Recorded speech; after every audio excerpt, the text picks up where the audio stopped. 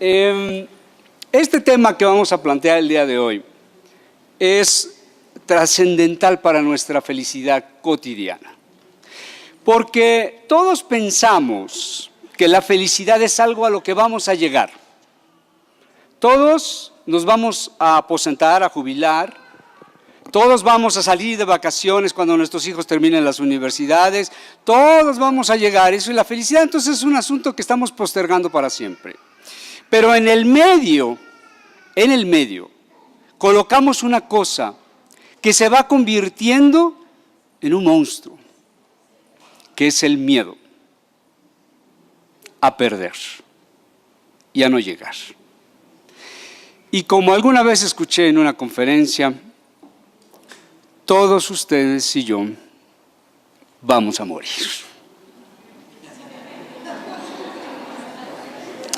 Bien, en las preguntas 147 y 148 del libro de los Espíritus, Kardec viene indagando si los hallazgos de los anatomistas, fíjense cómo lo plantea él, si los hallazgos de los anatomistas y los fisiólogos en aquella época estaban metidos en saber cómo funcionaba el cuerpo, que si el alma movía todo o era movido por Dios. En general de los científicos conducían al materialismo. Interpreto con responsabilidad que lo hace desde una posición frente al positivismo de esa época, en cuyo contexto Kardec sin duda se desarrolla intelectualmente. No podemos desvincular a Kardec de su actividad intelectual.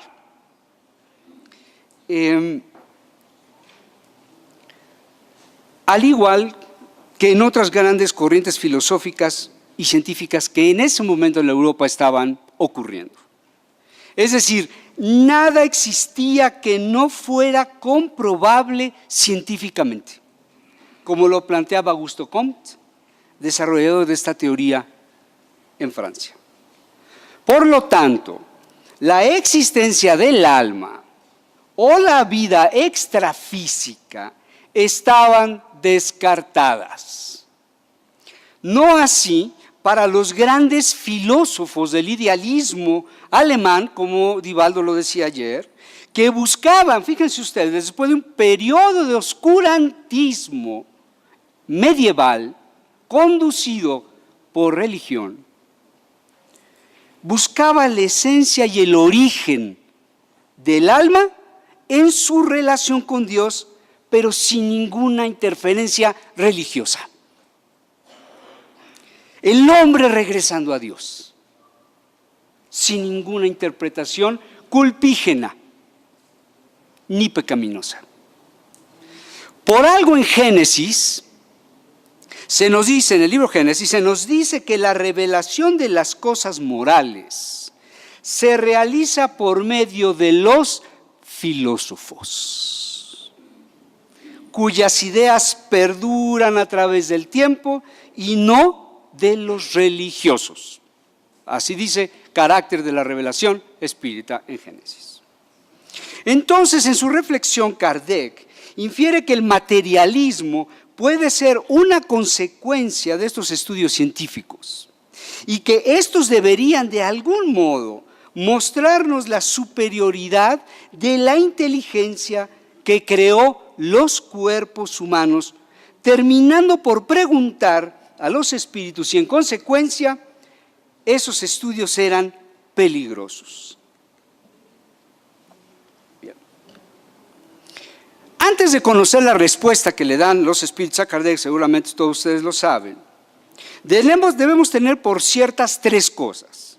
La primera, que Dios creó al espíritu para que creciera ¿en qué?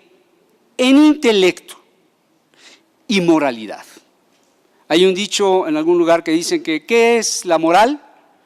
Es un árbol que da moras. Al desarrollar el intelecto desde el Homo sapiens, somos Homo sapiens, desde el Homo sapiens, el hombre se hizo preguntas. Kardec constituye el cuerpo doctrinario por medio de preguntas. Y el hombre, el Homo sapiens, duda aprendió a dudar. Y Dios sabe que en algún momento el hombre dudaría de la existencia de su propio creador. Dios sabía eso. Dios, parado a estas alturas, puede ver cómo Jorge va a caminar, va a ir un hoyo y se va a caer. Pero sabe que va a salir. Y que se va a encontrar otro hoyo y se va a volver a caer. Eso lo sabe Dios. No por nada Kardec nos plantea una fe razonada. Fíjense ustedes, regresando al método de la pregunta y de la duda. Kardec dice, debe haber una fe razonada, no ciega, no ortodoxa. Si ustedes creen que todo lo que yo vengo aquí a decir es verdad absoluta y ustedes no lo estudian, no lo reflexionan y me contradicen incluso, entonces estaríamos todos condicionados. Proveniente de la indagación de la misma duda, para llegar al convencimiento. Esto es ley divina, es la ley del progreso. Todos tenemos que dudar, así vamos creciendo.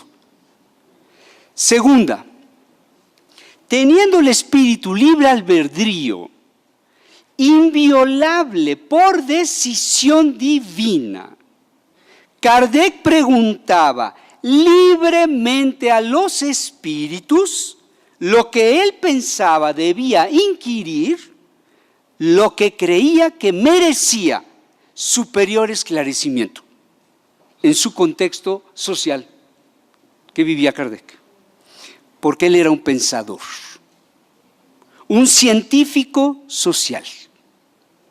Si las preguntas le hubieran sido intuidas a Kardec, entonces no provendrían ¿de dónde?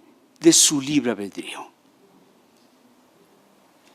Como he dicho, al estudiar la obra de Kardec, podemos ver reflexiones provenientes de la Ilustración francesa y del idealismo alemán, de Rousseau, Diderot, de Hegel, de Kant, el mismo Karl Marx, impulsor del materialismo histórico, uno de los temas que nos ocupan aquí, de Descartes, que el primer estudio de la glándula pineal viene de Descartes, de Baruch Spinoza. Descartes dice, voy a poner todo en duda, todo lo que me han enseñado hasta el día de hoy, lo pongo en duda. Solo una cosa no pongo en duda, que Dios existe y que yo soy hijo de Dios. Está terminando con el condicionamiento del pensamiento religioso, no filosófico. También hay influencia de los enciclopedistas, de los pensadores ingleses como John Locke, igual lo citaba Divaldo ayer, incluso del propio y más grande naturalista que pensaba ser sacerdote, Charles Darwin. Kardec no estaba sustraído de la influencia de las grandes corrientes filosóficas. Y tercera, Dios creó el segundo componente de la Trinidad universal descrita por los espíritus como la materia. Si Dios crea la materia para que nosotros nos expresemos por medio de ella, el hombre se expresa a través de la materia que fue creada para eso. Por eso hablar de materialismo y de censurar el materialismo hay que hacerlo con mucho cuidado. Porque un hombre con su inteligencia puede transformar la materia en una pistola para matar a alguien, pero también puede transformarla en un instrumento para salvar las vidas compasivamente. Y a través de esa transformación, a través del uso de la materia, vamos a evolucionar. Dios mismo nos dicen los espíritus, se manifiesta en la materia. Todo es materia. No hay nada aquí que esté vacío de Dios. Todo está lleno de Dios. ¿Estoy gritando mucho? Okay. La creación, si me emociona me dicen, la creación divina es material. Es material. Al menos en un planeta como el nuestro. Ahora conozcamos la respuesta de los espíritus a Kardec, los cuales aprovechan para dictar verdades universales. Escuchen lo que le responde y que confirma nuestra tercera certeza. Responden: no es verdad que el materialismo sea una consecuencia de esos estudios. No es consecuencia de la ciencia, porque los científicos buscan a Dios a través de la ciencia, porque la ciencia no es manipulable, no genera culpas. Bueno, el hombre, dicen los espíritus, es quien infiere de ellos una conclusión falsa, pues puede abusar de todo, hasta de las mejores cosas. La filosofía espírita nos aclara que el hombre de la antigüedad vivía en un estado de naturaleza o primitivismo y que fuimos creados por Dios simples y preparados para el progreso. Como cuando compran una computadora, trae el software cargado, ¿no? Lo pueden desarrollar, ¿o no?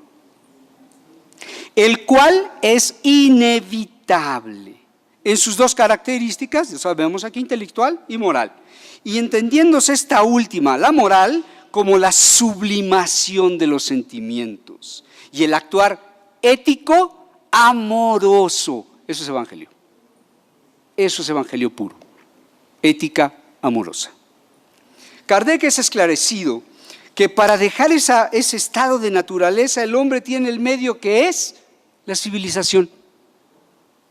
Es decir, que está en nuestra naturaleza el construir civilización, que implica costumbres, ideas, creencias, cultura y ciencia. Es que no es posible que hemos creado civilizaciones tan injustas y que vivamos. Nosotros hemos creado la civilización. Es nuestro reflejo interior. Son violentas porque hay violencia en nuestro interior. Y como ley natural, que es la de vivir en sociedad justamente, cada etapa de la humanidad se ve reflejada en la calidad de una civilización. Y así vemos, como nos dice el filósofo Yuval Noah Harari, sociedades excluyentes, concentradoras de riqueza, violentas, despóticas, dictatoriales, democráticas y respetuosas de los derechos humanos de las minorías, por ejemplo. El Homo sapiens tuvo una característica que le permitió subsistir. Fíjense esto. La capacidad de hacer ficción. El Homo sapiens allá, de repente, descubrió que tenía la capacidad de ¿qué? De imaginar. Imagínense ustedes, imaginar. ¿Ustedes piensan? Nosotros pensamos. Pero en aquel momento el Homo sapiens es capaz de imaginar. Es el espíritu humano más evolucionado, ya encarnado en un cuerpo físico. Se expresa a través de la imaginación y de ahí de la creación de las cosas. Y así el hombre inventó muchas cosas, incluidas diversas divinidades. ¿Cierto o no es cierto? Y la sociedad también la creó. ¿Y Dios quería eso? Por supuesto que sí. Claro que sí, porque es así como el hombre debe progresar según la ley. Entonces no nos conflictuemos en el mundo en el que vivimos, ni con la convivencia con la materialidad. Forma parte de nuestra escuela, de nuestro entendimiento y de nuestro entrenamiento. Si Jesús envió misioneros, como se nos ha dicho, como Buda, como lo mencionaban, sabía que se formaría una creencia budista, ¿cierto? O de Krishna. Por cierto, Heracles es el que lleva la idea reencarnacionista, ¿no? El estudio reencarnacionista a través de Krishna a la Grecia. Pero además de inventar, el hombre descubrió como consecuencia de la primera revolución agrícola del Homo sapiens que podía acumular semillas. ¿Quién no acumula cosas aquí? Ellos aprendieron a acumular semillas. ¿Estaba dónde? En su íntimo. Y que ese excedente le daba ¿qué cosa? Poder. Ya tenemos dos claves. Acumular, y el acumular nos da poder. Sobre aquellos que no tenían tierra para sembrar. Después crearía el dinero. Y diversas sociedades, recordemos que 3000 años antes de Cristo se crea la primera civilización, que fue la Sumeria. Misma que crea la primera moneda. Vean ustedes cómo va evolucionando el tema al que vamos a tratar al final. Estas sociedades giraban en torno al consumo y la acumulación, y por lo tanto al apego. De lo que estamos hablando aquí es que el Homo sapiens fue consciente de su capacidad de poseer en su simple significado, de tener y de poder sobre los demás. Cuando ustedes sientan la gana de controlar la vida de sus hijos, es poder.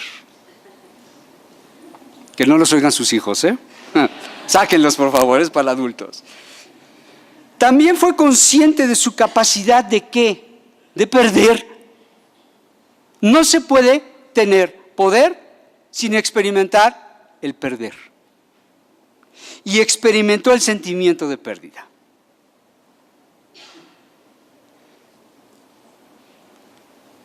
Jesús, en su propuesta amorosa, nos deja dos grandes principios: amar al prójimo y el despertar la conciencia del no apego. Esos son los dos principios básicos que esta persona que les habla encuentra en el Evangelio de Jesús. Apego ni a las cosas ni a las personas.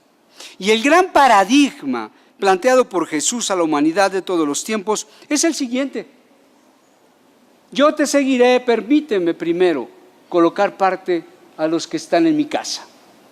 No, dice Jesús, nadie que pone su mano en el arado y mira para las cosas de atrás, o sea, lo que está dejando, lo que está perdiendo, es apto para el reino de Dios. Apto para el reino de Dios. Si Jesús nos dijo que el reino de los cielos es algo que se construye dentro, que no está fuera, entonces se está refiriendo a la paz interior, la casa mental. Es perturbable por el apego. ¿Cuántos de nosotros no perdemos la paz por perder cosas? El miedo a perder nos hace paradójicamente perder la paz. Entonces, una persona propensa al apego no es apta para el reino de los cielos. Pero no está hablando de condenación, no está hablando de los que tienen dinero, sino de los que están apegados. Y todos estamos apegados. Ya Jesús nos plantea la solución al apego. ¿Cuál es? La renuncia. Cualquiera de vosotros que no renuncie a todo lo que posee. No estamos hablando aquí, porque mucha gente teme el Evangelio por esto. Y se hace una falsa fantasía respecto de la doctrina espírita. Cuando adquiere uno algo se siente culpable. Pero nos es legítimo, nos dicen los espíritus, porque vivimos en un mundo material. El problema es cuando el objeto, yo le pertenezco al objeto. Y Jesús dice, libérate de las cosas que te quitan la paz. Renuncia a ellas. ¿Para qué las quieres? Bien, una persona propensa al apego es una persona propensa al sufrimiento.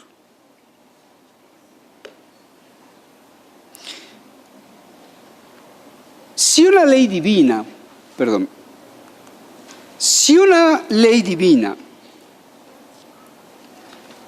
nos marca que el vivir en sociedad es y debe ser parte del desarrollo humano, entonces pregunto, ¿Dios quiso, quiere y seguirá queriendo para las futuras humanidades que vienen detrás de nosotros en evolución, que vivamos en la materialidad?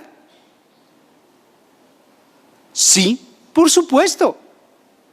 ¿Por qué mandan al niño al kinder? ¿No lo mandarían al kinder? ¿Por qué lo mandan a la primaria o a la secundaria? Para que se vaya instruyendo. Eso es lo que hace Dios con nosotros. Nos envía a un mundo material, pero no como una trampa, sino para que vayamos experimentando el apego y el sufrimiento al apego y nos vayamos liberando, como decía Jesús, de esa carga. Jesús dice, si alguien quiere seguirse, niéguese a sí mismo. Y ahí lo que estamos hablando es el ego. Negarse a sí mismo es el ego. Este que les está hablando tiene miedo de que ustedes se paren y se vayan. Eso es ego. ¿Cierto o no es cierto? Oye, tú no me vas a ganar esta discusión porque yo soy el que grito más fuerte. ¿Cierto? Eso es ego. Cuando dice, tome su cruz y sígame, lo único que dice Jesús es tu plan reencarnatorio, como decimos mi chavo. Y sígueme, vamos. ¿Ok? La perderá, pues quien quiera salvar su vida, es decir, quien quiera retener el ego, el poder de control, va a perder su vida. Hemos conocido todas personas y nosotros hemos estado en momentos en los que hemos querido controlar la realidad, la expresión divina, y como no podemos nos frustramos. Y la hija o el hijo se casa con quien quiere, no con quien le elegimos, ¿no? Y estudia lo que quiere, no lo que yo visualizo que debe ser un hombre de éxito. Y luego le digo, hijo, no importa lo que seas, pero sé el mejor. Eso no es cierto, siempre hay alguien mejor que nosotros. Imagínense ustedes, oye, mamá, me dijiste, bueno, papá también, que yo podía hacer lo que quisiera y soy jugador de fútbol, pero estoy en la 3ª división. Sí, hijo, pero tú sé el mejor. No, esa es una carga, un onus que le estamos poniendo a nuestros hijos. Los estamos condicionando a que sean exitosos. ¿Y si no lo son? Creamos hombres y mujeres frustrados. Por mi causa, dice Jesús, que es el amor y el desapego. Y aquí ya hemos visto que efectivamente Dios quiere que nosotros vivamos en un mundo material, expresada en una sociedad de consumo, hoy se le conoce así, ¿cierto? Es una sociedad de consumo, que nos envía el mensaje, tener para ser. Ejemplo, ¿qué corbata me pongo para dar la conferencia? ¿Qué marca? ¿No? Hay un presidente de un país, en algún lugar del mundo, que se le da la vuelta a la corbata en el aire, le toman una fotografía y charros, es una corbata barata. Y le empezaron a criticar en todo el mundo. Como un presidente de una nación no será una corbata barata. ¿Se dice corbata aquí también? Muy bien.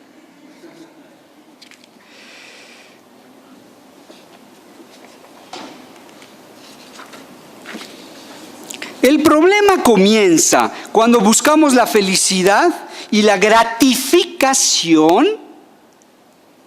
que es la médula del materialismo. Cuando ustedes se comen un chocolate, oh my God, por ahí hay risas. Y si se comen otro chocolate, y otro más, y otro, terminan devolviéndolo. ¿Cierto? Entonces, todos, fíjense en esto, todos huimos del dolor, todos. No nos gusta el dolor. Entonces todos huimos del dolor y corremos ¿hacia dónde? Exacto, hacia una falsa idea de felicidad, tener. Felicidad, placer. Ay, estoy deprimido, pero me acabo de comprar una bolsa Louis Vuitton. Oh, qué feliz soy. Sin embargo, debemos tener cuidado de no asociar el placer como algo malo y pecaminoso. La vida debe vivirse con placer, dice Joana de Angelis. Usted sabe si le invierte un mes de salario para comprarse una bolsa. O se compra una bolsa normal y usa ese dinero para otra cosa, ¿cierto? Porque nosotros hacemos un ejemplo. Si yo me compro un reloj de esos que cuestan como, ¿qué será? Unos $5,000, no, unos $10,000, no sé. Y paso por la calle más oscura de la Ciudad de México, dura 5 minutos de infierno llegar de un lado al otro, si es que llego con mano. ¿Quién perdió la tranquilidad? Yo, por un objeto. Dejen voltearlo, no vayan a ver la marca. No es cierto. Ahora, desear. Desear es la palabra que nos interesa aquí. Deseamos cosas, estatus social, incluso la salud. Deseamos estar sanos. ¿Y si ya no estamos sanos? Como decía nuestro hermano, la impermanencia, el cuerpo se va deteriorando, se va perdiendo funciones, se destruye. Yo deseo estar sano, pero no estoy sano. Entonces sufro, hay inconformidad. ¿Ah? Pero yo elegí mi enfermedad, entonces tengo que amar mi enfermedad, porque forma parte de mi plan reencarnatorio. Deseamos que las personas hagan lo que queremos. En esta casa se hace lo que yo digo. Ajá. Queremos controlar. Y como no siempre eso es posible, entonces hay sufrimiento. Ahora estamos parados ante una nueva realidad. El desear nos lleva a la insatisfacción y de ahí al dolor. Se vuelve un círculo interminable. Vean esto, un círculo interminable de causa y efecto. Nosotros mismos repetimos un proceso, voy a decir, mini kármico, de causa y efecto. ¿Cómo funciona esto? Cada pensamiento, cada palabra o acto es una causa, ¿sí o no? Que conduce a un efecto, el cual a su vez se torna en una causa de sufrimiento. Ahí está la clave de nuestro dolor. Pensamiento, viene el pensamiento. Y entonces, deseo, quiero una bolsa como esa. Y me lanzo a la búsqueda de una bolsa. ¿Dónde compró su bolsa, hermana? Entonces me lanzo a la búsqueda de esa bolsa. ¿Por qué? Porque tengo una ganancia. Porque pienso que el tener esa bolsa va a hacerme feliz. Ya tengo una bolsa color rojo. Ya tengo una bolsa color rojo. Y tomo la decisión. Y esa decisión nos lleva a más deseo. ¿Cuál es el deseo? No quiero que me roben mi bolsa. Oye, mamá, ¿me prestas tu bolsa? No, chiquitita. Así había un comercial de un lado, de una camioneta que se llama la Cheyenne, ¿no? Hay una camioneta que se llama Cheyenne, no era la marca, y entonces lleva el hombre a su hijo, llegan a un lugar así donde se ve todo el valle, y le dice, mire, hijo, todo eso va a ser suyo. Y el niño voltea y ve la camioneta. ¿Y la Cheyenne, papá? Mire, mijo, todo eso que sea hasta enfrente va a ser suyo. Entonces, ¿qué pasa? Hay este deseo de no perder. Hay codicia. Un tesoro, como el Gollum, ¿no? hay apego, mezquindad, actos defensivos. ¿Dónde está la bolsa? Ay, te la tomé prestada. No, mijita. Y entonces entra uno a esta disciplina de ida y vuelta. ¿Saben ustedes cuál es esa? La disciplina de ida y vuelta. Ida y vuelta. Peleas, insultos, lastimar, mentiras. Y eso nos lleva a endeudarnos y por lo tanto al sufrimiento. Nuestro amigo otra vez apareciendo ahí. Y en esa lógica, una vez que el deseo surge en nuestra mente, una conducta egoísta es inevitable. Es inevitable. ¿Y por qué Dios lo quiere si eso pareciera contradictorio? Porque como espíritus inmortales estamos en entrenamiento. Es importante la reflexión de que no es una reencarnación donde uno viene a sufrir. Vengo a expiar. No. Vienes a entrenarte. ¿Y cómo es la mejor forma de entrenarte? Viviendo la vida. Alguien le llama tentaciones. Cambiémosles tentaciones. Pongámosle pruebas, desafíos. Porque tentación remite a un viejo criterio que todo mundo con un pensamiento nuevo en la era del espíritu inmortal debe dejar atrás, como el pecado. ¿Saben lo que quiere decir pecado?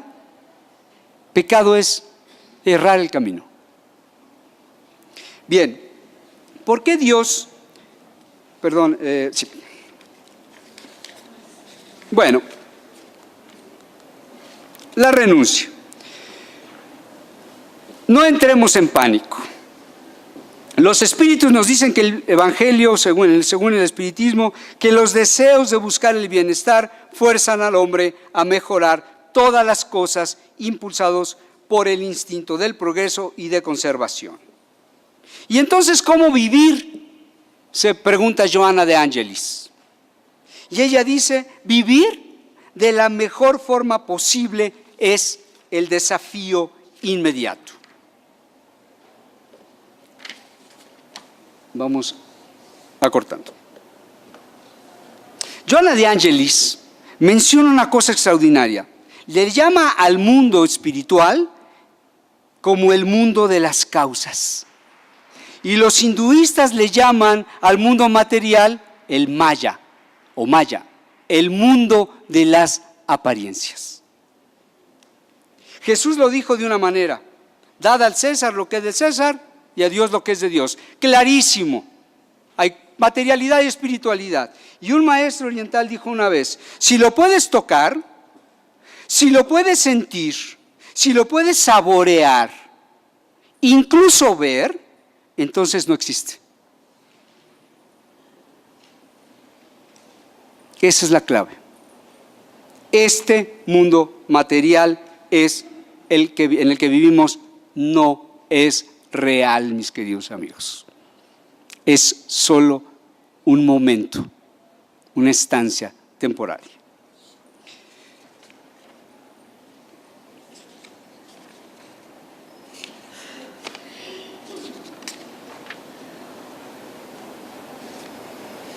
Perdón, es que estoy acortando. Estamos dispuestos a soltar, a dejar de tener la razón, a dejar a ir una pareja que no quiere estar más con nosotros, a renunciar a comprar algo que es innecesario. La primera pregunta: ¿lo necesito? Primer ejercicio: entre usted en un centro comercial, vaya a lo que más le guste, pruébeselo. Una linda chamarra, una americana, un casaco, una bolsa, y veámonos en el espejo y veamos lo lindo que nos vemos con él y digamos: no lo necesito. Si salimos sin comprar una sola cosa, entonces estamos aprendiendo a soltar. Hagamos el intento diario, esa es la propuesta, el intento diario de renunciar a algo. Y yo invito a hacer una cosa: a renunciar a tener la razón, porque eso no es del orden de la materia, eso es del ego. a no enojarnos, a no retener, porque hay el derecho al desamor. Mi pareja puede decir, ya no te quiero, y puede irse. Y la gente se va y la gente se muere. Y nosotros sufrimos porque estamos apegados, condicionados. Vamos a terminar con este ejemplo. Imaginen ustedes que tienen en sus brazos a una linda recién nacida. Cierren sus ojos. Deténganse un instante en esa imagen de tener a una niña o un niño recién nacido entre sus brazos. ¿Qué sienten? Un amor profundo. Y nosotros creemos que ese ser es capaz de darnos ese amor. ¿Y qué pasaría si nos diéramos cuenta de que somos nosotros y no ese pequeño ser el que es capaz de generar ese sentimiento extraordinario? Ustedes tienen ese potencial de amar, pero no lo dejan florecer, porque creemos que depende del otro o de otra cosa. Nadie los hace felices. Nadie es indispensable. Ustedes aman. Ustedes crean el amor y ustedes los comparten con los demás. Si esta charla solo se queda en esto, en este recuerdo, si no motiva el ir a indagar, a reflexionar y ejercitar el no apego, entonces el que habla ha fracasado. Pero yo los invito a que la filosofía espírita la aprendamos a ver como una filosofía de la liberación del apego. Muchas gracias.